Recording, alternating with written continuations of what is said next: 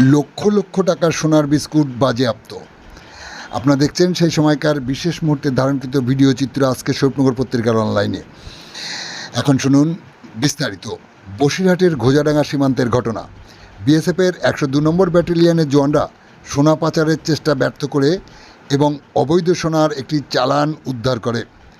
BSF সূত্রে জানা গিয়েছে, এদিন ভোররাতে গোপন তথ্যের ভিত্তিতে এই সুনির্দিষ্ট অভিযানে জওয়ানরা একটি মোটর সাইকেল সহ একজন চোরা চালানকারীকে আটক করে, যার কাছ থেকে 3টি সোনার বিস্কুট উদ্ধার করা হয়।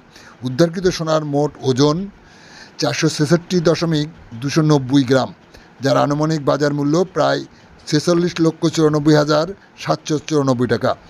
জব্দকৃত সোনা পরবর্তী পদক্ষেপের জন্য ঘোজাডাঙ্গা শুল্ক দপ্তরের কাছে হস্তান্তর করা হয়েছে।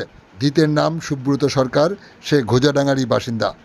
আপনারা দেখছেন সেই সময়কার বিশেষ মুহূর্তে ধারণকৃত ভিডিও চিত্র আজকের স্বরূপনগর পত্রিকার অনলাইনে। আমাদের সাথে থাকুন, দেখতে থাকুন।